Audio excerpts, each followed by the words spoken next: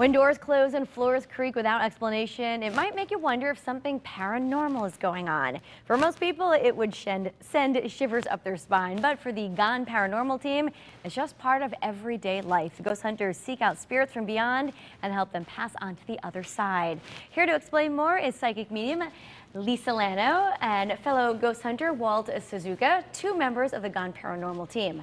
Welcome to the show, Lisa. Nice to have you back. Thank you for Walt, having me. welcome. You guys, Hi. this is your busy time of year? Yeah. I'd say so. Crazy time of year. I could imagine. Lisa, you've been on the show before for a number of times, but I want to ask you, do you use your psychic medium powers when you are involved with ghost hunting? Yes, I use my abilities a lot. Usually I'll get sent in ahead of time to try to pick up what's going on, and then the homeowner or company owner, whatever, will come in and validate. It also helps to try to connect with the ghost to see maybe what they want, what they're looking for, what help they need. Sure. And Walt, I understand every member of the team kind of has their own role, and you seem to be the voice of reason a little bit. Yeah, Lisa kind of gave me that name a little while ago, and I think I'm level-headed. I come and look more logical approach, and I don't react. You know, let's try to figure this out first before we react. And Lisa, you help the ghosts pass over to the other side? How do you do that? We really do try to figure out what they want. And if they are lost, they don't always go. Sometimes they want to stay. But if it's, say, a child or something that we really feel just doesn't know that they're dead, we try to figure out what it is, you know, what's their trigger? Is it grandma? Is it a dog? Is it? And then try to tell them, this is waiting for you, just go through that door. Sure. And we try very hard to get them to go. So what's the first step when you go to an area that might be haunted and you're doing an investigation? To take a sweep with the equipment and see what in like this room would be normal forms of electricity that would make meters and things light up. So that's the first thing. Sure. And Walt, you brought some of the equipment here with you. Tell me what we have. Yeah, we have a couple different meters, a K2 meter. This one's actually called a ghost meter, which is another form of K2. Something really simple as a level. Sure. Very Just to see if people feel like they're falling down the stairs. It might be because the stairs are a little slanted. Voice of reason. Just There you go, figured right? that out. He did. We just did that at somebody's house. That makes sense. So let's talk about some of the investigations. The first one is in Hartford, the Colt building. The Colt building. I mean, I've heard that my entire life that that's been haunted. Oh, can you is confirm? Yes, absolutely. There are a lot of ghosts in there. They don't necessarily have to be from Colt. They don't necessarily have to have died there. I think there was a fire, but I believe everybody got out. But there are a lot of trapped entities in there. And first, actually, we have a picture from the investigation. You explain what we're looking at here. We don't know what we're looking at because Now, when you took the picture, was all that smoke there? No, not at all. Oh, okay. That's something we saw That is later when we spooky. were investigating. later, and we do try to recreate things. Now, this is in an abandoned wooden building, so no one's allowed to smoke. Okay. We only had 2 smokers anyway, out of 10 people, we had 2 smokers.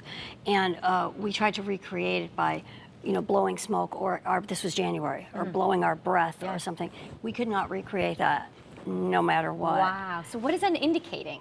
That there's a presence, a very strong presence. And at that time we were, and I have other pictures at home that show like these little balls of it following us. And it just confirmed that there's definitely somebody there. Wow, that's spooky. Yeah, All right, let's it move on now to Dark Manor in Baltic. Yeah. What's the story behind this one? Well, Dark Manor, as you know, is a haunted Halloween attraction, an old house. And they felt that they had ghosts in there, so they called us in last year. And yeah, do they ever have spooks in there? That was the only place I've actually been physically grabbed by the leg. You felt something? I felt someone grab my leg, and it was so strong I thought it was somebody just trying to joke with me.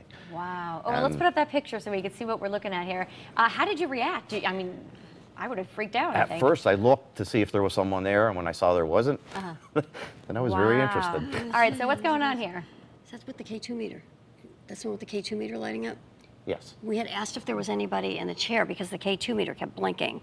And that's the little remote looking thing right there. It just kept blinking off and on. Everybody's cell phones were off. We made sure their cell phones were off. And it just kept blinking, and we said, is there anybody in the chair, sitting in the chair?